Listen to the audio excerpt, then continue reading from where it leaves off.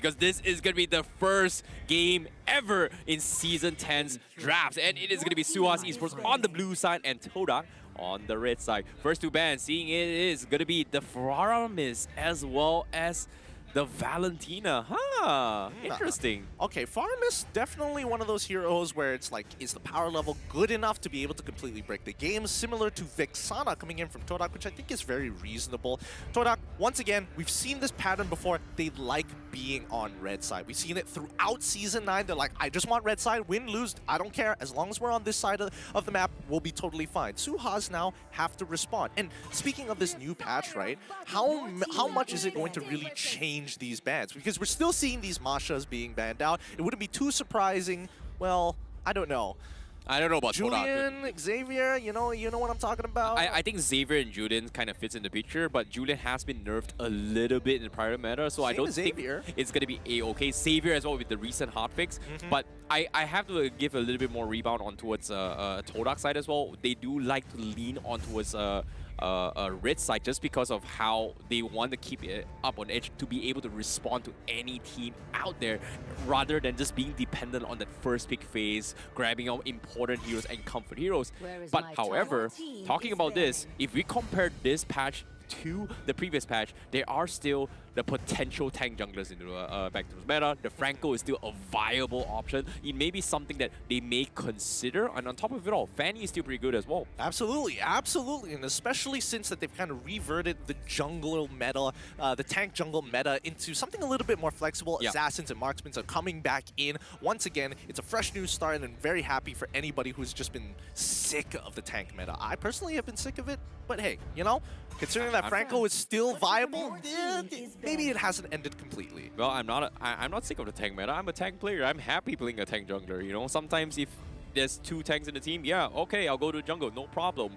But at the same time, let's talk about the bans right now. Fanny being banned off SUHAZ Esports, they do respect that Yumski does play a potential tank Fanny before, and they made up to bring it up as well, and maybe a little bit of an indicator that Rival is a pretty good Fanny player himself. Well, let's not forget that Yums also is capable of playing Fanny, as we mentioned before, many times during Season 9, and sometimes we get to see it once in a while, get a little bit of a taste. But now TODAK, with the final ban in this very first phase, we can see their screens on stage. Let's see what they're leaning more towards. So far, I mean, they've gotten rid of a guarantee get rid of 1-1. There we go. A must-pick, must-ban situation. Yeah, it's just too hard to deal with as well, and there are just not a lot of heroes that can actually mess up with 1-1. Forcing a Kufra, forcing Phoveus to actually deal with it is not exactly a viable solution as well. Even then, Phoveus was completely ignored and constantly tried by the previous SUHAZ Esports roster, so it didn't exactly do too well for them. So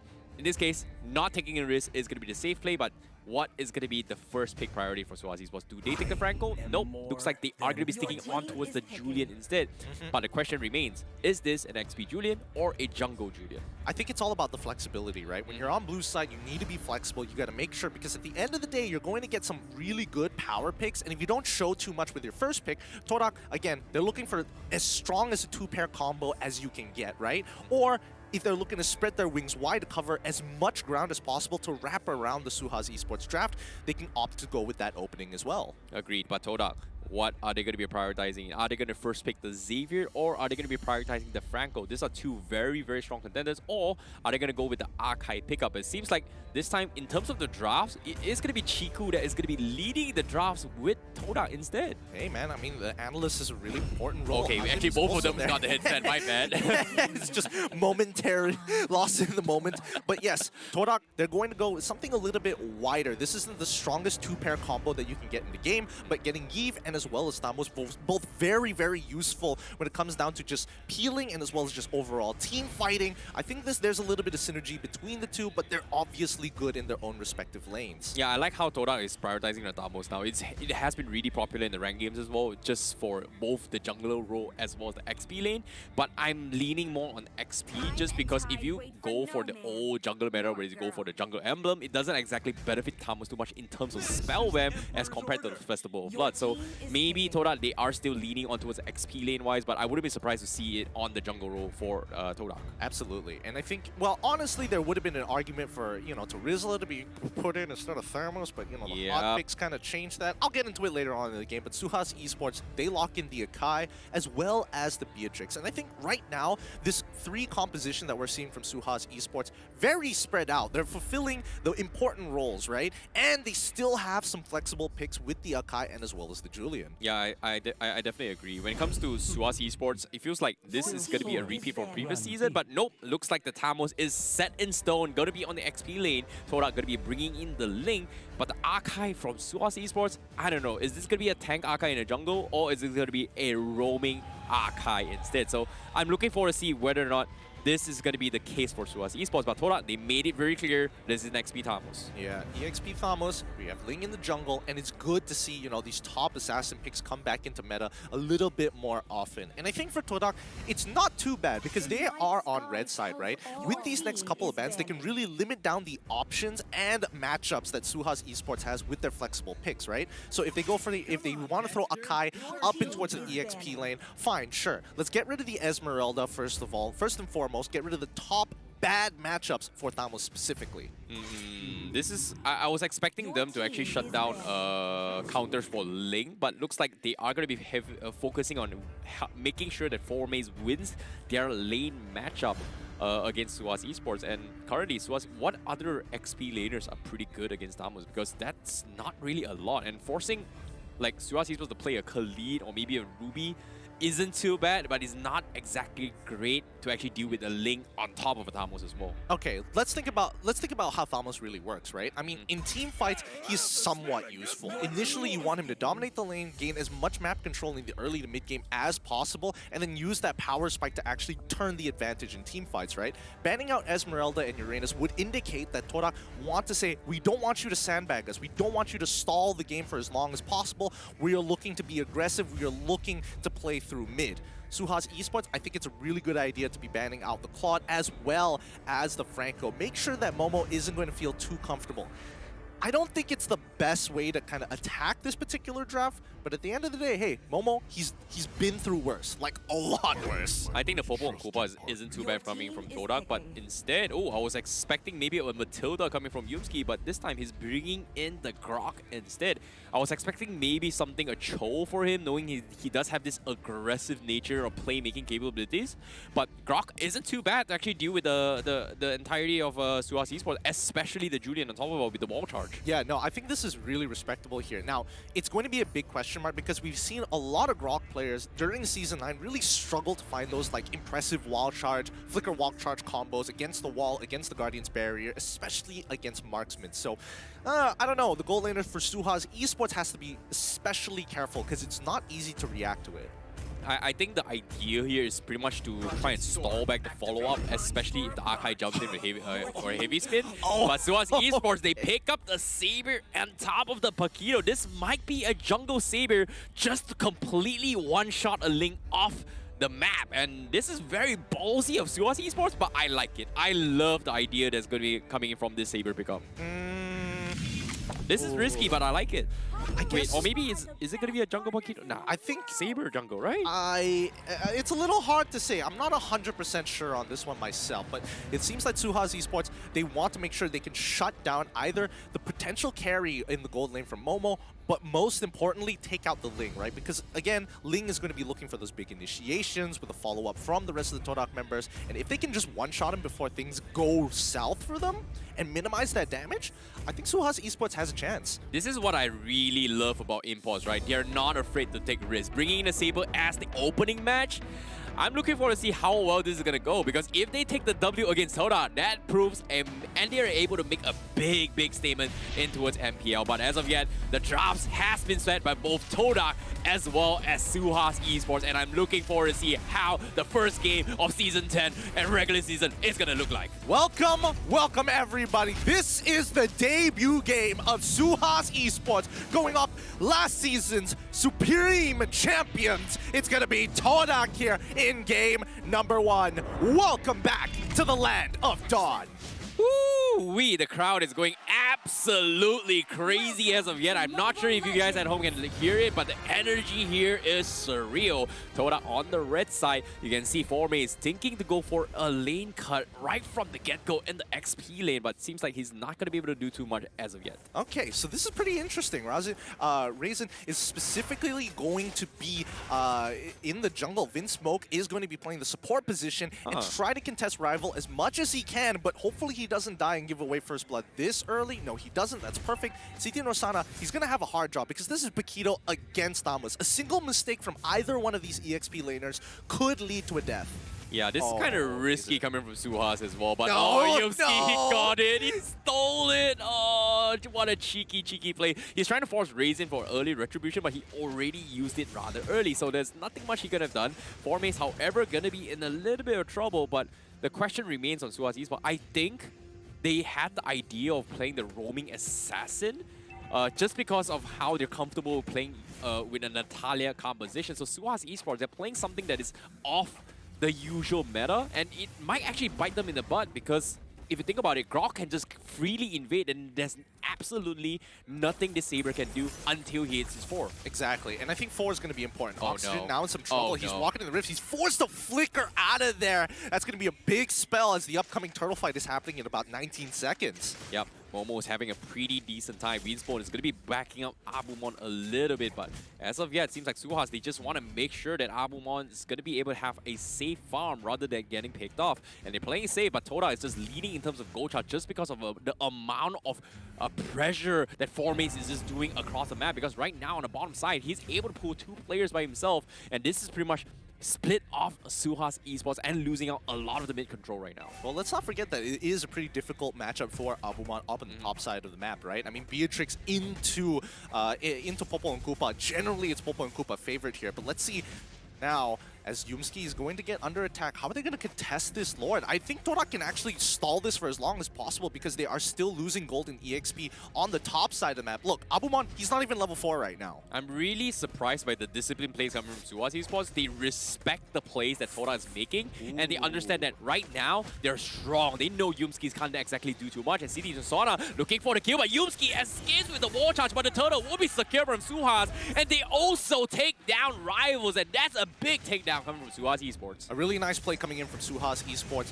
They punished TODAK for trying to freeze them out and stall out this turtle take, but initially they were looking for opportunities to punish Yumski specifically. They got his flicker and immediately tried to go for a kill. Rival, unfortunately, taking too bold of a move since Vinsmoke hit his level 4 and gets punished for it. Well, it's the first game vibes, ladies and gentlemen, but at the same time, let's take a look at the emblems real quick from all the teams. Nothing super out of the ordinary, I guess. You know, Grok going for the pull yourself together just for a little bit more battle spells and respawn time. He's going to be dying a lot, but Yumski hasn't been dying, so he's doing a pretty good job. He's just taking precautionary measures as of yet. I mean, the same goes for Oxygen and Vinsmoke. Both of them decided to go for movement speed just so that they can rotate around the map faster, and I'm guessing that they're going in pairs because Vinsmoke probably is either going to help a lane by just either pushing out the laner or helping them push the lane with his orbiting blades. Yep, TODAK, even though they've lost 1 kill, they are still winning in terms of cross-map objectives. They want to make sure that Momo as well as Formays is pretty farmed up before the next team fight, and they expect Rival to make this kind of space. However, that's going to be a little bit difficult because SUHAZ Esports is just not giving them any kind of opportunities to make some kind of drastic plays because as of yet, Razin is going to try and make an attempt onto his Momo. Yumski is there to back him up, but looks like it's just not worth it to actually contest a Popo and Koopa right now. The timing was a little awkward there because as they walked out, Abumon just stepped right into the Frost Trap. Really unfortunate because Razin actually did get the initial stun, but once the call was made, they moved off. Rival continuously getting attacked. CT Norsana now taking control over the bottom side of the EXP. In another 14 seconds, we're going to see another turtle fight, but I think Formays is doing a good job trying to scrape by as much EXP as possible through these side camps. Yeah, this is really smart coming from CT Norsana. He knows the corrosion side power spike on Formays is going to hurt him in a 1v1 lane matchup. His focus immediately shifting and just trying to distract Rivals as much as he can, and it's actually working out because he's able to set up Raisin properly for this second turtle, and there's nothing TODAK is going to be able to do anything about it unless they make some sort of plays. And currently, SUHAZ Esports, they regain back their economy. No, this is, honestly, I think TODAK, yes, SUHAZ does gain back their economy, but this is to be expected. We saw from the draft what SUHAZ SUHAZ Esports was looking to play. Oh, City Nosana taking very short trades against Formaze, which is really good. He doesn't want to stack up the corrosion side, and more importantly, TODAK playing on the opposite side of the map, catching SUHAZ Esports on a really good timing immediately after the turtle play. Well, TODAK, they're really respecting SUHAZ Esports this game after that one blunder. This time they're just trading maps across maps, but seems like the wall blocks is coming in. A big wall charge comes in, but there's no follow-up whatsoever coming from TODAK. And it seems like they're just a little bit too hesitant to play against SUHAZ right now. And it's weird. This is not the usual TODAK that we are used to seeing right now. No, they don't know where Vinsmoke is and whether or not he's going to use his ult. I think it's too risky, right? TODAK, if they're going to take a fight against SUHAZ Esports, it's all ultimate dependent. Where is City Nosana? Where is Raisin? And more importantly, where is Vinsmoke? Because they don't want to lose a tool when they look for these big engagements coming in from Yumski. That's what I'm talking about. They find the rotation, immediately punish Moon as he tries to flicker on out of there. Well, double assassin comms coming from SUHAZ Esports is got TODAK spooked, but as of yet, Formaze cross-map plays is across, and they are going to be able to take off both the tier 1s on the top and the bottom lane. So that's going to be a little bit more map control before the next turtle or maybe even the Lord Pit comes in. So that's going to be the ideology from the side TODAK. Open up the map as much as possible and then hit them when they are caught mid-rotating from the side of SUHAZ Esports. I do think it's a little greedy that Moon decided to take Flicker instead of getting Purify, because I think Purify is going to have some high value against the raw CC coming out of SUHAZ Esports. But now they're attempting to take the tier 1. Raisin, he wants to guarantee this, uses the heavy blows to push them away as they rotate off of this tier 1. Yumski, can he go for a potential catch here as Formaze looking for the interception? He finds Ryzen so far, but Abumon gets on top of Moon, puts him to 1 HP. It's not enough as Oxygen is on the chase. Moon drops down his ult as well, but Formaze finding one into Raisin, looking for a second as Oxygen finds his own. Moon finally falls, and Yumski, he can't afford to die, but Abumon says, no, give it over. Oxygen goes for a second on the opposite side of the map. Rival looking to pick up as much as he can. It's a 1-for-3 trade in favor of SUHAZ Esports. What am I watching? SUHAZ Esports just completely dissected TODAK in game number 1. Who would have thought this is happening? Abumon, the playmaker for that particular fight. This time he's going to be in a little bit of trouble. Formaze doesn't want to get him off the hook, but the rest of SUHAZ Esports is here to back him up. Yep, they're going to be pushing away. I think TODAK at this point of time, Moon is getting heavily punished. He cannot afford to look and face check, essentially, or even check brushes in general, because that's what Vinsmoke provides to the table. Oh, you want to check a brush? You can try, but I will ult you and bring my teammate. You will not have enough time to react to this. Yeah, this is going to be a difficult one, especially with this Julian on Oxygen. He's been very, very patient in his pickoffs, and so far, 5 kills in the bag of SUHAZ Esports has been very, very beneficial for them. But economy-wise, TODAK, they're still keeping up despite losing out members, and this is something that TODAK is just so good at when it comes to trading objectives. All right, let's not forget that TODAK has the more mobile draft here. Raisin, he looked like he was about to get caught, but quickly uses his ult to try and push out of the situation. They force out a lot of ults, and I think this is an over-investment from TODAK's side. This could be a potential punish coming in from SUHAZ Esports in the next 20 seconds or so. Yo, Formaze getting greedy with this plays as well. TODAK, they know they messed up with their skills. They need to trade a little bit of objectives in case SUHAZ decides to threaten for the Lord. But it seems like you said as well, the cross-map plays and the lanes being controlled from the side of TODAK is just making SUHAZ Esports clump up in a situation where they can't exactly push out too aggressively. Exactly. TODAK is playing a strong 4-1. Formaze, he's not going to be able to do too much in these team fights, so he's going to pull pressure, but they find a kill onto Vinsmoke. Momo manages to pull it off somehow, and now City Nosana on the run. Oh, look how quickly he's got to get out. But at the same time, Vinsmoke, he's got 2 kills. He's the roamer. Is not that much of a deal for SUHAZ Esports. But no, Yumski! No. He sold the purple buff. You hate to see this. And that's going to be TODAK trying to threaten with the Lord. They're forcing SUHAZ to fight this right now. And is SUHAZ going to take the bait because it's half health on the Lord as of yet? It's too risky right now. I think Rival, he's 2 levels up on Raisin, so he can almost guarantee the solo kill. But he gets the solo kill, and now it's now or never. SUHAZ need to make a choice, and it's too late. City Nosana is the next to fall. They delayed this long enough, but can they go for the rush? Raisin and as well as Rival going to go head-to-head in this battle. Do they find it? Yes, they do! SUHAZ gets the Lord, but what do they have to sacrifice in return? A 4-for-1 trade in favor of TODAK, and now with Lord in the hands of SUHAZ Esports, TODAK look to retaliate. Oh, you could see the desperation coming from Razy. He didn't know what to do. His teammates was down, but guess what? The damage coming from Retribution on top of the snipes coming from Abumon was able to secure him with the Lord. That precision is what saved them that fight. But at the same time, TODAK, they still have the economy lead, and TODAK, they still want to go for the crossband plays. But before that, let's take a look at the items real quick. Yeah, looking at the items so far, it looks like a traditional build coming in from Saber. Nothing too out of the ordinary, just raw damage all the way through, and is most cost-efficient as possible. Like, Malefic Roar obviously could be changed out for Blade BOD, Blade of Despair, but your support, you don't exactly have the biggest income in the world. However, when we look over at Rival, he is already 3 items up. He can basically win any 1v1. I would make an exception for CT Norsana. I think it's a little 50-50 there, but here we go. The next engagement about to begin. Yep, seems like TODAK, they want to force a fight as well. They are going to be going for a catch. Rival almost going for the fight. Oxygen doing a lot of damage, but SUHAZ Esports, they're just not quick to respond. They're across the map, but here comes the snipe. That's some serious damage coming from Abumon.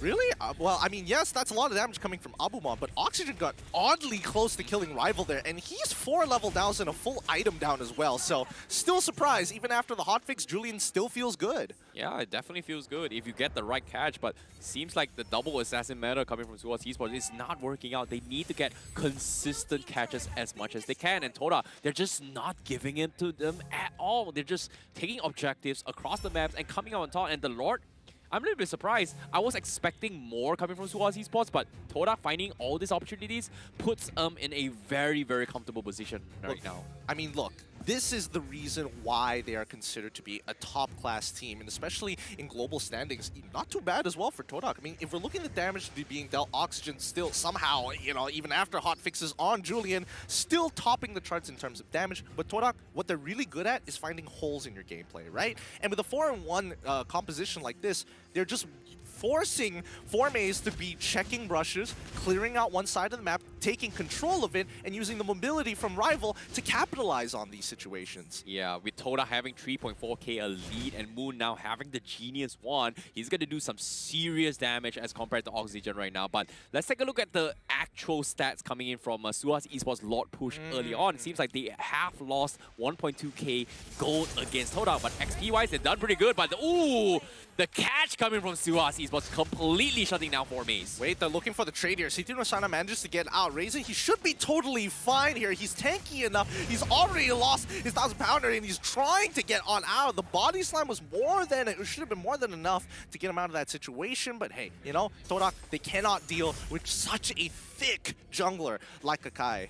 Yeah, patience is going to be the key coming from SUHAZ Esports once again. The double assassin, they need to find the right target to take down, and that is most likely going to be either Rivals or Momo for now. And I feel like Rival is pretty much the biggest threat right now because of all these cross-map plays. SUHAZ Esports is just struggling to push out the lanes because they have to somehow maintain the lanes in order to do something across the map. Well, I mean, to be fair, they only have 2 laners who actually have some form of good and reliable wave clear, right? So Norsana and Ryzen are kind of in an awkward spot, and with the real-world manipulation being dropped, this is going to be a signal to attack. They find Moon in the backline, the 2 assassins trying to get on out of there, but Abumon and as well as Vince Smoke pay the ultimate price. Ryzen is trying to push them away, but it's too late. The heavy spin is down, and they lose 3 members in a single engagement. Moon sacrificing his life for 3 as TODAK now retreat back to take away this Luminous Lord. This is huge from TODAK. This is why they're so good at doing all these cross-map plays. They knew for a fact that the Oxygen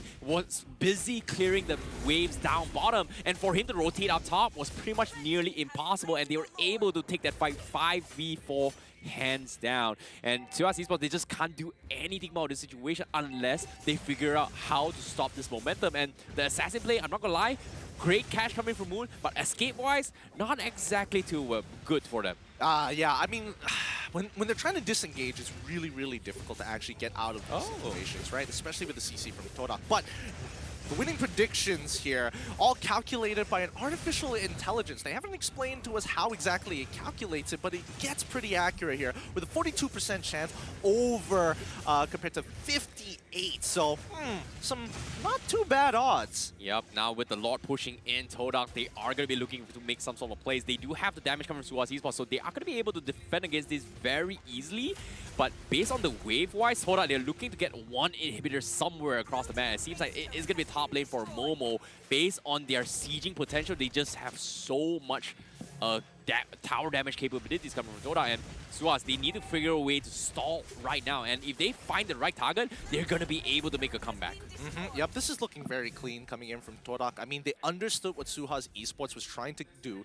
SUHAZ eSports was trying to win based off of their power spike at level 4 and try to create as big of a lead as possible. And since they have kind of gotten past the mid-game, right, TODAK, they scale significantly better compared to SUHAZ at this stage of the game. So now it's up to SUHAZ eSports to take out key members with their assassins. How they're going to set it up, or how even to get on those right targets is a completely separate story. Yeah, the biggest threat right now from SUHAZ eSports is got to be dealing with rivals. Like, they need to take this link out of the equation so that they can have some sort of control of their lanes. But while they're doing that, when they saw their lanes, I feel like the biggest threat is like the moment rival dies, by the time they sort out the lanes, Rival's going to be back on action for the next fight. And that's going to be the rinse repeat coming from TODAK until SUHAZ eSports keeps making this mistake. So it's going to be very difficult. But if they find an opportunity like this, they are going to be able to make a comeback. But like I said, it's going to be a tough one, especially of how nimble Rival is. Well, I wouldn't even say Rival's the big issue. I would say that SUHAZ eSports, their biggest issue is just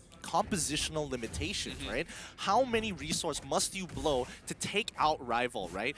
It's just getting Oxygen, getting Vinsmoke on one target, and guaranteeing a death. Now, let's have a look at the Lord push advantage so far. For TODAK, they were able to get 3.3k worth of gold, and it's reflected here by the 50k compared to the 43k gold advantage that TODAK has so far. Yeah, that's a huge lead coming from TODAK. They have made their comeback despite the early game's blunder, and that's the thing about assassin compositions, right? You need to snowball as hard as you can, but if you can't, TODAK, they are going to be skating a little bit better into later stage of the game, because as of yet, they don't really have a good solution on how to take down 4 Meis as well as Yumskis together, because Beatrix is not enough, and based on their compositions, they have the burst, but they just don't have the DPS. And look at this, Yumski, he survives, and immediately the trade comes in. Rivals, he actually get picked off. Oh, almost taking out Momo here. Real world manipulation disengages the team as 4 Meis caught in the middle of it all. He can tank the damage, but the backup decides to bail him out.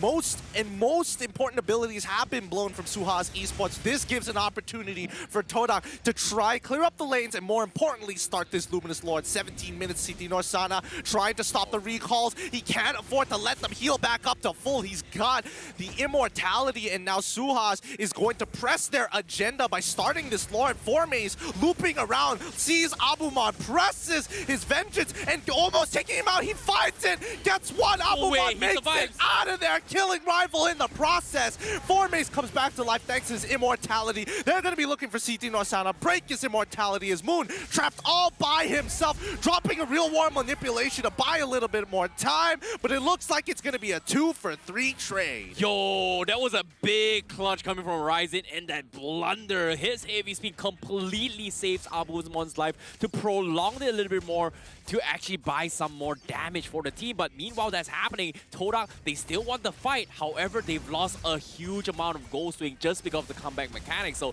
SUHAZ eSports, they're in prime position to contest this once again, but at the same time, look at the top lane. The lanes are pushing into SUHAZ eSports, and this is what we're talking about, lane management, and TODAK is just taking an inch by inch by inch, and they're just getting objectives across the map. I mean, TODAK is an extremely dynamic team. They see these holes, they find these red threads that connect it all together, and they use these small leads that stack up, and you just, honestly, it feels like you're slow bleeding. That was a Demon Slayer reference, weren't you? Huh? Shred, you know, looking for the kill mark, following the line. I'm sorry, do I look like a weeb to you? You are. You're not entirely wrong, and I'm not going to further continue this conversation as Lord has spawned and TODAK is going to be sitting right on top of it. SUHAZ, this is going to be a make it or break it for them. If they do not at least steal away the Lord, and if they lose too many members, it could spell doom.